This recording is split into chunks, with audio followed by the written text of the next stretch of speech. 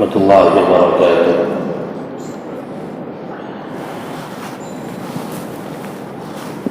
بسم اللہ الرحمن الرحیم۔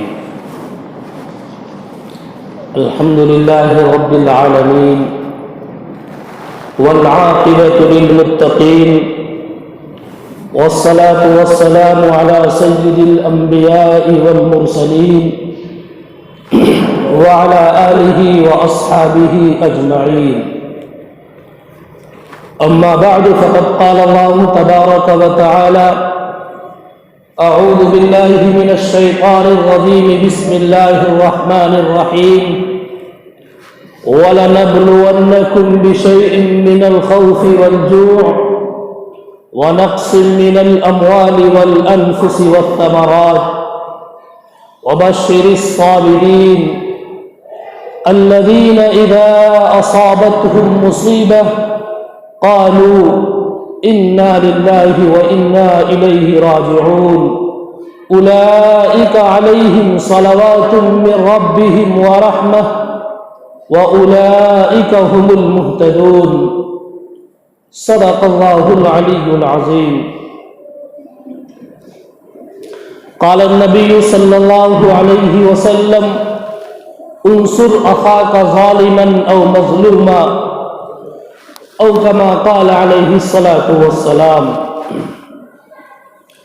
آج بھی ہو جو ابراہیم سے ایمہ پیدا، آج بھی ہو جو ابراہیم سے ایمہ پیدا، آگ کر سکتی ہے انداز گلستہ پیدا۔ اور شدت غم سے نہ گھبرا اے جگر، شدت غم سے نہ گھبرا اے جگر، ایسی بھی کوئی شام ہے جس کی صبح نہ ہو۔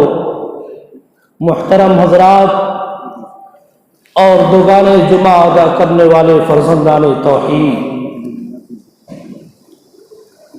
ازل سے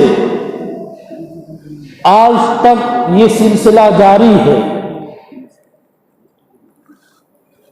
کہ ہمیشہ چراغ مصطفی سے شرار بولہبی ملا ہوا اور اس سے پیہم کار ہے، ستیزہ کار رہا ہے ازل سے تا امروز چراغ مصطفی سے شرار بولہبی۔ اللہ تبارک و تعالی نے ایمان والوں کی اپنے اوپر اعتماد اور بھروسہ رکھنے والوں کی ہر دور اور ہر حالات میں آزمائش کی ہے، اور اللہ تبارک و تعالی نے فرمایا بھی ہے دیکھو تمہارے اوپر حالات آئیں گے، لیکن حالات سے نمٹنا، حالات سے گھبرانا نہیں، کبھی اس سے رخ مت موڑنا، بلکہ حالات کو سمجھنا اور اس سے نکلنے کی تدبیر پیدا کرنا، اور تمہاری آزمائش تو کی ہی جاتی رہے گی، اور اس آزمائش میں جتنا تم کھرے اترو گے اتنا ہی تمہارا مقام و مرتبہ بلند ہوگا۔ وَلَنَبْلُوَنَّكُمْ بِشَيْءٍ مِّنَ الْخَوْفِ وَالْجُوعِ وَنَقْصٍ مِّنَ الْأَمْوَالِ وَالْأَنفُسِ وَالثَّمَرَاتِ۔ اللہ تبارک و تعالی نے اس آیت میں امتحان اور آزمائش کی شکلوں کو بیان کیا ہے کہ اے ایمان والو تمہاری اس طریقے سے آزمائش ہوگی۔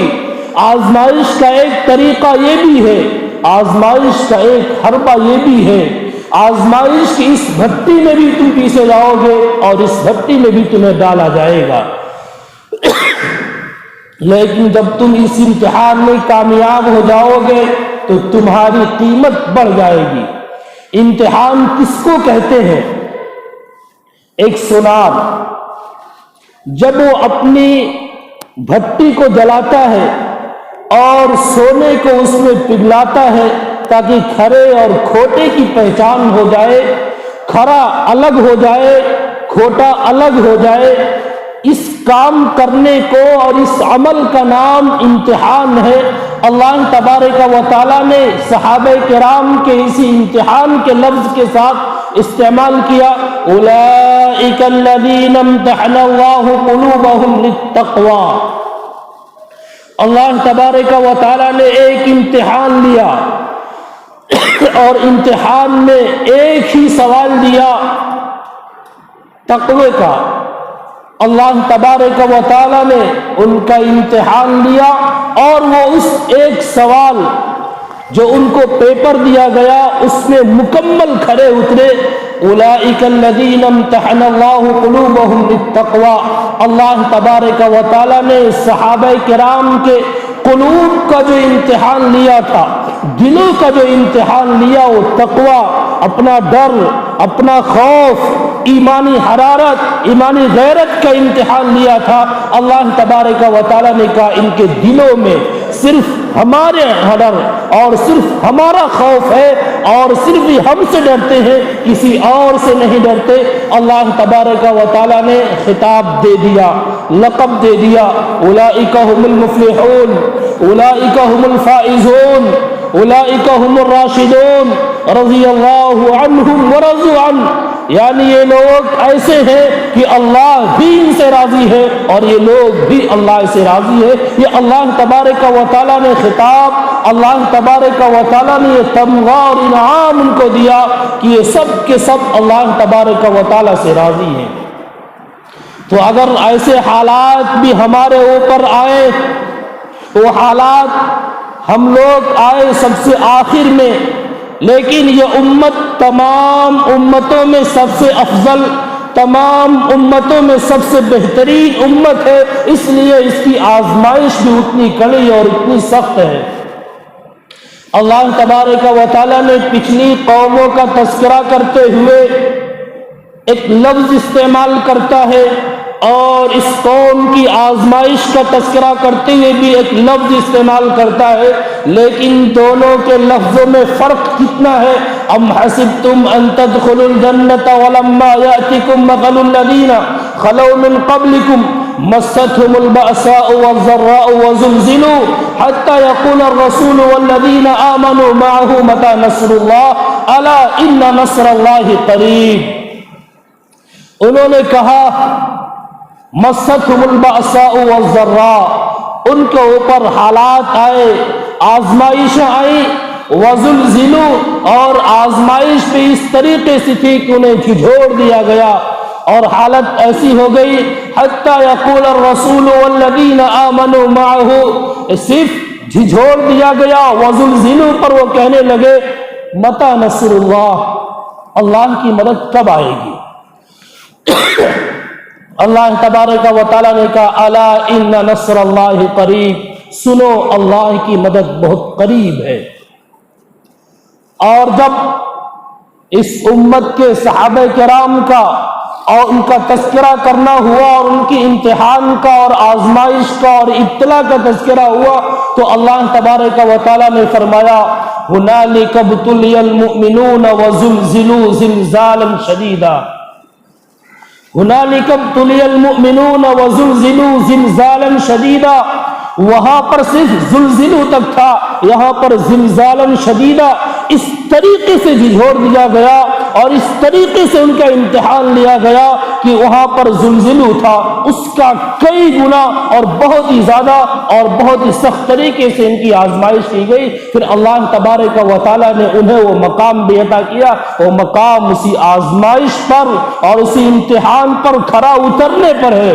اس لیے اگر حالات آئے تو حالات سے ڈرنے کی ضرورت نہیں ہے، حالات تو شروع سے آتے رہے.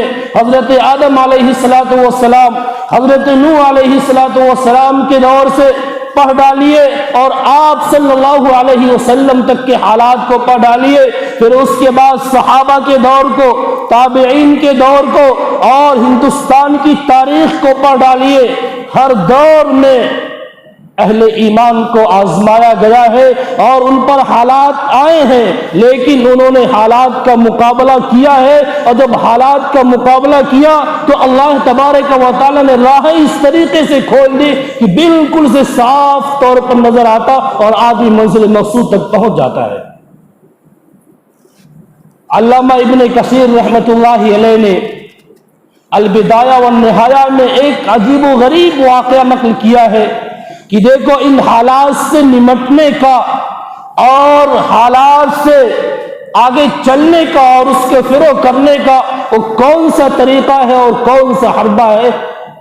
ہرقل کا زمانہ ہے، رومی فوج سے مسلمانوں کا ٹکراؤ ہوتا ہے، رومی شکست کھا جاتے ہیں، ہار جاتے ہیں اور مسلمان جیت جاتے ہیں۔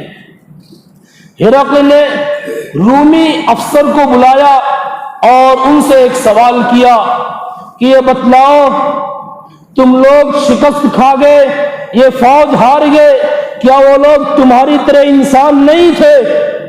کہا وہ ہماری طرح انسان تھے۔ اس نے دوسرا سوال کیا، یہ بتلاؤ کہ تعداد میں کون زیادہ تھے؟ کہا تعداد میں ہم زیادہ تھے، مسلمان تعداد میں کم تھے۔ پھر تیسرا سوال کیا، یہ بتلاؤ جب تعداد میں تم زیادہ تھے، مسلمان تعداد میں کم تھے، تم شکست کیسے کھا گئے؟ ایک رومی افسر کا جو اسلام کا دشمن ہے، وہ اسلام کا ماننے والا نہیں ہے، لیکن اس نے ہرقل کے سامنے جس کا اقرار اور اعتراف کیا تھا، اس نے کہا من اجل انہم یصومون اللیل یصومون النہار ویقومون اللیل ویأمرون بالمعروف وینہون عن المنکر ویوفون بالعہد ویتناصفون بینہم۔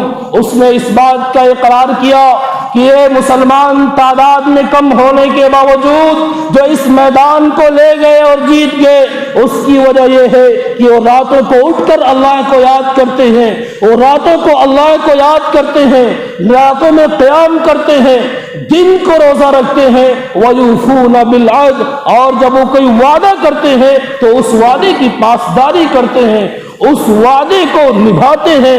یأمرون بالمعروف، وہ بھلی باتوں کا حکم دیتے ہیں، وینہون عن المنکر، اور بری باتوں سے روکتے ہیں، ویتناصفون بینہم، اور وہ آپس میں عدل و انصاف کا معاملہ کرتے ہیں، آپس میں انصاف کا معاملہ کرتے ہیں، ظلم کا معاملہ نہیں کرتے ہیں۔ یہ ایک رومی افسر کا جو اسلام اور مسلمانوں کا دشمن ہے، لیکن اس نے مسلمانوں کو یہ کرتے ہوئے دیکھا تھا اور مسلمانوں کے حالات کو اس نے مشاہدہ کیا تھا۔ ہرقل کے سامنے اس نے اس بات کا اقرار و اعتراف کیا اور کہا تم لوگ کیوں ہار گئے؟ تو اس نے کہا من اجل انا نشرب الخمر، اس وجہ سے کہ ہم شراب پیتے ہیں، ہم بدکاری کرتے ہیں، ہم حرام مال استعمال کرتے ہیں، اور ہم بری باتوں کے کرنے کے لیے کہتے ہیں، اور اللہ جن سے راضی ہوتا ہے اس سے ہم روکتے ہیں، ہم وعدے کی خلاف ورزی کرتے ہیں، اس وجہ سے ہم میدان ہار گئے۔ پتہ چلا کہ میدان کی جیتنے کے لیے وہ ایمانی حرارت اور ایمانی غیرت کا باقی رہنا اور اس کا زندہ رہنا یہ ضروری ہے۔ تو ایمان جتنا مضبوط ہوگا اور ایمان میں جتنی زیادہ پختگی ہوگی، حالات سے نمٹنا اتنا ہی زیادہ آسان ہوگا۔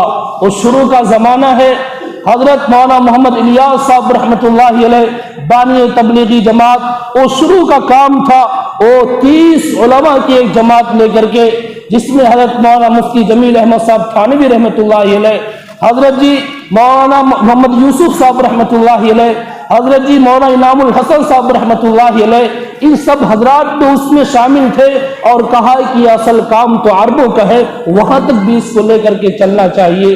جب وہ لے کر کے گئے تو انہوں نے حنفی، شوافی، مالکی، حنابلہ تمام علماء کو مدرسہ سولتیہ میں جمع کیا، اور مدرسہ سولتیہ میں جمع کرنے کے بعد ہر ایک سے ایک سوال کیا۔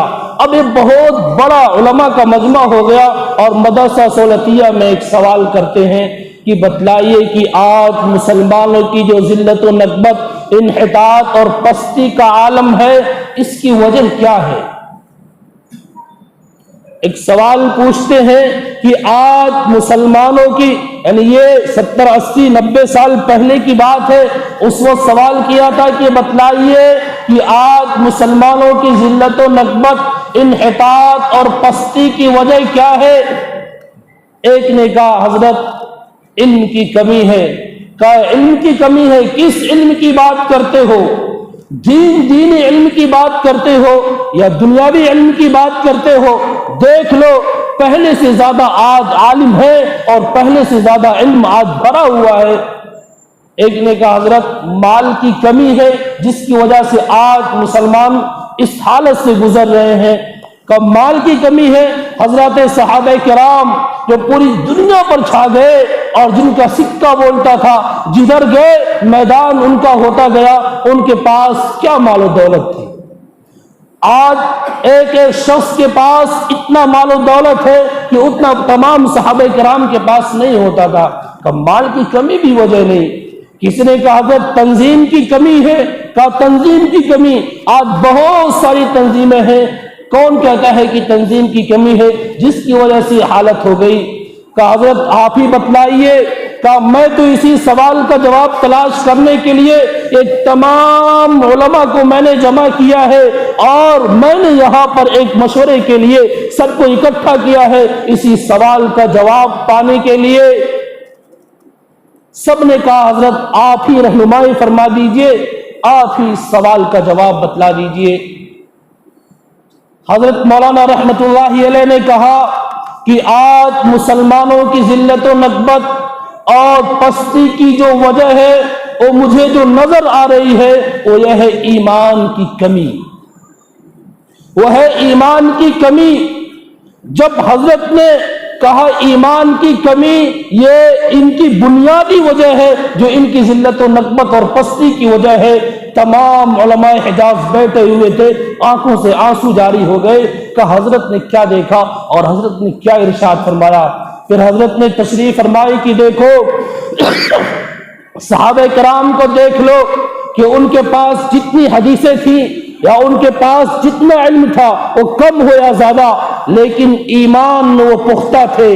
ان کے پاس مال و دولت کم ہو یا زیادہ، لیکن وہ ایمان میں پختہ تھے، اور ایمان میں پختہ اس قدر تھے کہ کوئی بھی طاقت آ جائے اور کوئی بھی قوت آ جائے لیکن اس سے ڈرتے نہیں تھے، وہ صرف اللہ سے ڈرتے تھے۔ وہ ان کی ایمانی قوت اور ایمانی طاقت تھی جو لوگوں سے ڈرنے سے مانے رہتی تھی۔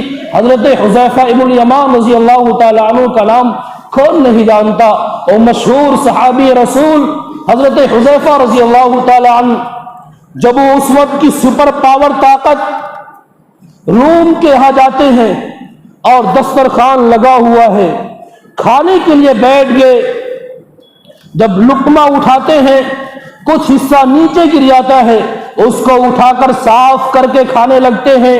بغل میں بیٹھے ہوئے ایک شخص نے کوہنی سے مارا اور اشارہ کیا کہ آپ یہ کیا کر رہے ہیں؟ آپ گرے ہوئے لقمے کو اٹھا کر کے کھا رہے ہیں، یہ کسی غریب کا دسترخوان نہیں ہے، یہ سپر پاور طاقت کا دسترخوان ہے، یہ بہت بڑے امیر کا دسترخوان ہے، اور آپ یہاں پر گرے ہوئے لقمے کو اٹھا کر کھا رہے ہیں۔ یعنی وہ کہنا چاہ رہا ہے کہ آپ اس گرے ہوئے لقمے کو اٹھا کر کھا رہے ہیں جس کی وجہ سے اس دسترخوان کی بے حرمتی ہو رہی ہے۔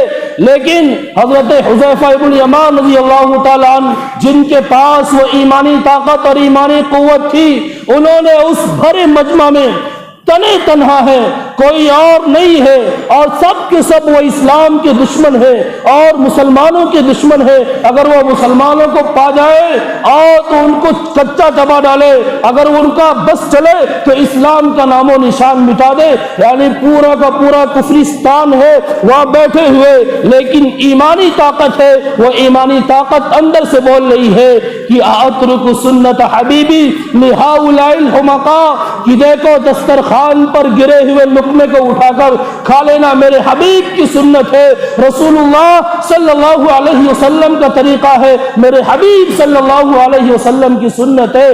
کیا جملہ کہا، اترک سنت حبیبی لہؤلاء الحمقاء، کیا میں ان بے وقوفوں کی وجہ سے جو اپنے آپ کو سپر پاور طاقت شمار کرتے ہیں ان کو خطاب کرتے ہوئے کہتے ہیں اترک سنت حبیبی لہؤلاء الحمقاء، کیا میں اپنے حبیب کی سنت کو اور اپنے حبیب کے طریقے کو ان بے وقوفوں کی وجہ سے چھوڑ دوں؟ نہیں چھوڑ سکتا۔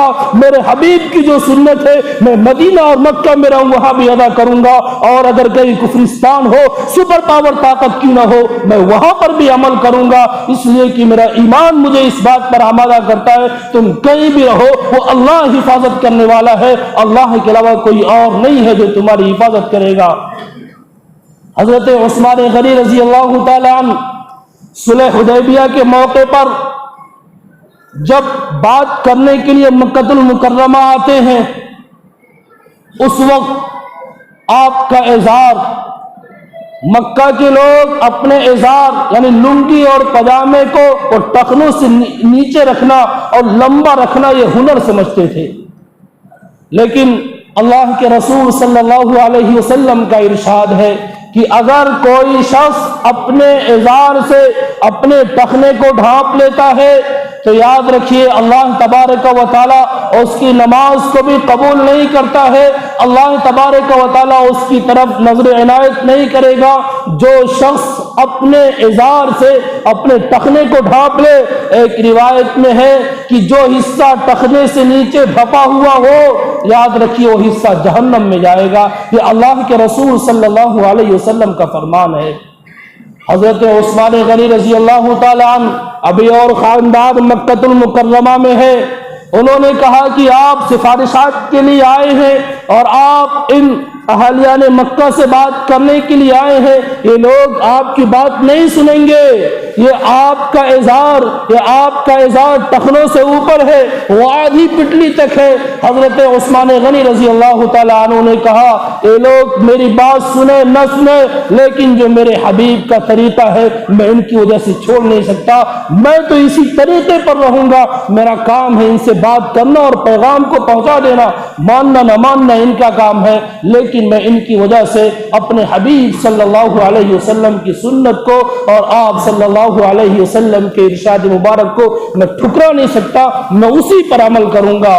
تو جب ایمانی طاقت ہوتی ہے اور ایمانی غیرت ہوتی ہے تو اللہ تبارک و تعالیٰ وہ قوت دیتا ہے، اللہ تبارک و تعالیٰ وہ طاقت دیتا ہے، اللہ تبارک و تعالیٰ وہ ہمت اور قوت دیتا ہے۔ شرط یہ ہے کہ اس پر تو آؤ۔ بہت سی طاقتیں ایسی آئی جنہوں نے کہا من اشد منا قوت، ہم سے زیادہ طاقتور کون ہے، ہم سب سے زیادہ طاقتور ہے۔ ایسی قومیں بھی آئیں جنہوں نے کہا اور کر کے دکھلایا کہ پہاڑوں میں جو کتنے سخت ہوتے ہیں تراش کر گھروں کو بنایا، لیکن اللہ تبارک و تعالیٰ نے ان کو اس طریقے سے مٹایا، ان کو اس طریقے سے مٹایا کہ آج ان کا نام و نشان نہیں باقی ہے۔ من اشد منا قوت، قوم عاد نے کہا، اللہ تبارک و تعالیٰ نے وہ آندھی بھیجی جو 8 دن اور 7 رات مسلسل چلتی رہی اور وہ اس طریقے سے گرے پڑے رہے کأنہم اعجاز نخل خاویہ، گویا کہ وہ کھجور کے تنے ہو جو زمین پر پڑے ہوئے ہیں۔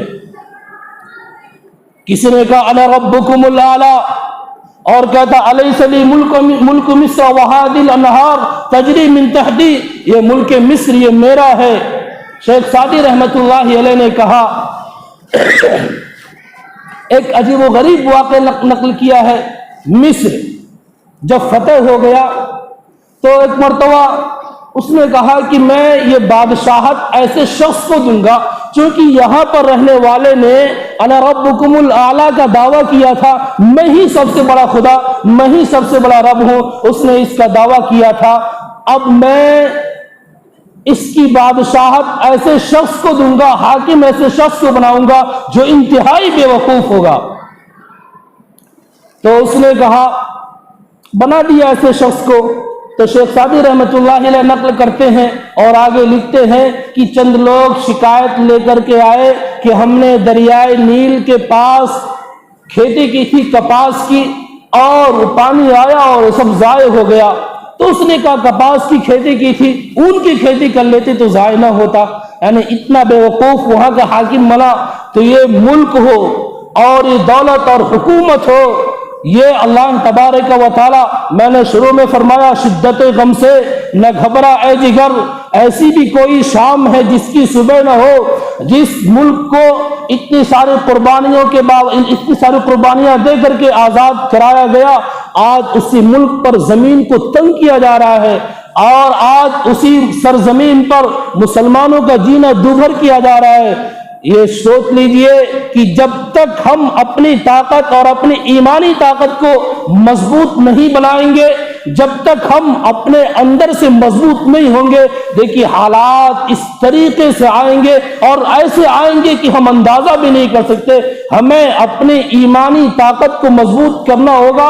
اللہ تبارک و تعالیٰ نے یہ تو فرمایا ہے کہ دیکھو خوف و ہراس کو تمہارے پر مسلط کیا جائے گا، کبھی تمہارے اموال کو چھینا جائے گا اور کبھی تمہارے پیداوار میں کمی کی جائے گی. یہ سب کے سب اللہ تبارک و تعالیٰ نے فرمایا اس طریقے سے تمہاری آزمائش ہوگی.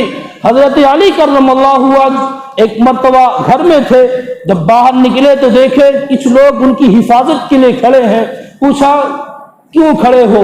کہا آپ کی حفاظت کے لیے ہم لوگ باہر کھڑے تھے.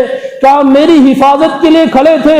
وہ زمینی یا آسمانی کس کی حفاظت کے لیے؟ کہا یہ زمین سے حفاظت کے لیے کوئی آپ پر حملہ نہ کرے، کوئی آپ کو نقصان نہ پہنچائے. کہا اس پر حفاظت کرنے کی کیا ضرورت ہے؟ جب تک آسمان پر فیصلہ نہیں ہوتا تب تک زمین پر کچھ نہیں ہوتا ہے. وہاں سے حفاظت ہوتی ہے، یہاں سے حفاظت نہیں ہوتی ہے. تو جب اللہ تبارک و تعالیٰ کے حکموں کی تابع داری ہوتی ہے، اللہ تبارک و تعالیٰ حفاظت کی ضمانت بھی لیتا ہے اور حفاظت کرتا بھی ہے. اللہ کے رسول صلی اللہ علیہ وسلم کی حفاظت کے لیے از خود چند صحابہ کرام تیار ہوئے کہ ہم راتوں کو آپ کے گھر کا پہرا دیں گے. قرآن کی آیت اترتی ہے، یا ایھا الرسول بلغ ما انزل الیک من ربک وَإِن لَّمْ تَفْعَلْ فَمَا بَلَّغْتَ رِسَالَتَهُ وَاللَّهُ يَعْصِمُكَ مِنَ النَّاسِ. اے رسول، اے نبی، آپ پر جو نازل کیا جا رہا ہے، آپ پر جو اتارا جا رہا ہے، یا ایھا الرسول بلغ ما انزل الیک من ربک، آپ اس کو لوگوں تک پہنچائیے. وَإِن لَّمْ تَفْعَلْ فَمَا بَلَّغْتَ رِسَالَتَهُ، اگر آپ نے اس کو لوگوں تک نہیں پہنچایا، اگر آپ نے اس پیغام کو لوگوں تک نہیں پہنچایا اور جو اللہ تبارک و تعالیٰ کی جانب سے نازل کیا جا رہا ہے آپ نے لوگوں تک یہ نہیں پہنچایا، فما بلغت رسالتہ، تو آپ نے اپنی رسالت کا حق ادا نہیں کیا. اور سنو، جب یہ کرو گے واللہ یعصمک من الناس، اللہ آپ کی لوگوں سے حفاظت کرے گا. اس آیت کا نازل ہونا تھا. اللہ کے رسول صلی اللہ علیہ وسلم نے صحابہ کرام سے کہا کہ اب اپنے گھروں کو چلے جائے. اللہ تبارک و تعالیٰ نے حفاظت تو پہلے بھی کی تھی، اب تو اپنے قرآن میں اتار دیا اور حفاظت کی ضمانت اور گارنٹی لے لی. واللہ یعصمک من الناس، اللہ تبارک و تعالیٰ آپ کی لوگوں سے حفاظت کرے گا، لوگوں سے بچا کر کے رکھے گا. آپ نے صحابہ کرام کو واپس کر دیا کہ جاؤ، حفاظت کی کوئی ضرورت نہیں ہے. جب اس فریضے کی ادائیگی، اللہ تبارک و تعالیٰ کے حکموں کی تابع داری، حضرت ابو دردہ رضی اللہ تعالیٰ عنہ روایت کرتے ہیں، حدیث قدسی ہے، وہ کہتے ہیں کہ اللہ تبارک و تعالیٰ نے فرمایا، انا اللہ انا مالک الملوک، سنو میں اللہ ہوں، میں ہی بادشاہ ہوں، بادشاہوں کا بادشاہ ہوں. وقلوب الملوک بیدی، اور بادشاہوں کے قلوب میرے ہاتھ میں ہیں. اگر تم لوگ میری اطاعت کرو گے، اگر تم لوگ میرے حکموں پر عمل کرو گے، میرے احکامات پر عمل کرو گے، تو ان کے قلوب کو رحمت اور مہربانی میں پھیر دوں گا، ان کی سختی کو نرمی سے بدل دوں گا. اور اگر تم لوگوں نے نافرمانی کی، میری اطاعت نہیں کی، تو سن لو، ان کے دلوں میں سختی بھر دوں گا، ان کے دلوں میں نفرت بھر دوں گا.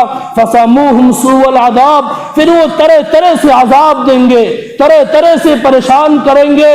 اور اگر یہ حالت ہو جائے، اس وقت تمہیں کیا کرنا ہے؟ فَلَا تُشْغِلُوا أَنفُسَكُمْ عَلَى الدُّعَاءِ عَلَى الْمُلُوكِ، اس وقت تم لوگ بادشاہوں کے اور ملوک کو بددعا دینے میں نہ لگنا، بلکہ اس وقت تضرع میں لگنا، آہوزاری میں لگنا، اللہ تبارک و تعالیٰ کو یاد کرنا، اللہ تبارک و تعالیٰ کی جانب متوجہ ہونا، اللہ تبارک و تعالیٰ کے حکموں کی تابع داری کرنا. مسلمان ہو تو اسلامی تشخص بھی ٹپکنا چاہیے، مسلمان ہو تو مسلمان کا جو شعار ہے اس شعار بھی واضح ہونا چاہیے، اس شعار کا بھی پتہ چلنا چاہیے. جب اسلام والے ہیں تو اسلامی تشخص جب ہوگا، جب اسلامی تشخص ہوگا تو اللہ تبارک و تعالیٰ سامنے والے پر ایک روب ڈالتا ہے.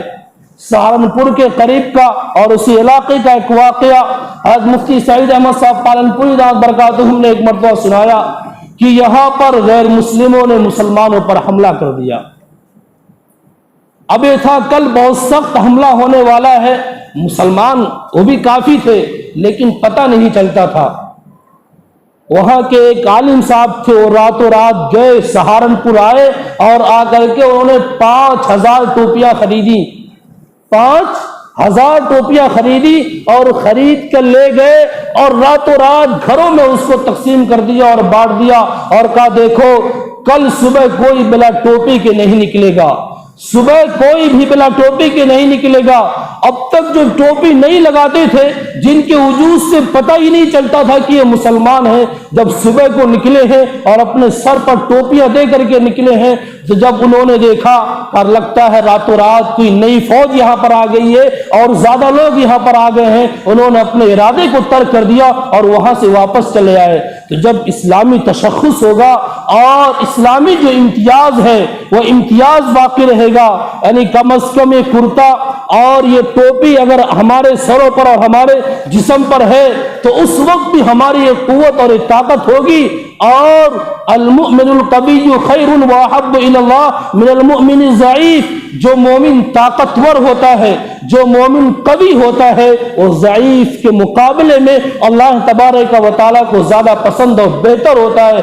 اس لیے اللہ تبارک و تعالیٰ کے حکموں کی تابع داری کریں اور اپنے نمازوں کے اندر اللہ تبارک و تعالیٰ سے دعا کریں، ملک کی حفاظت کے لیے بھی دعا کریں اور آئین کی حفاظت کے لیے بھی دعا کریں اور اپنے تشخص کو برقرار رکھیں، یعنی جو آپ کا خصوصی شعار ہے اور جو آپ کی پرسنالٹی ہے آپ اس کو باقی رکھیں۔ اگر اس طریقے پر رہیں گے تو اللہ تبارک و تعالیٰ دشمنوں پر ایک خوف پیدا کرے گا۔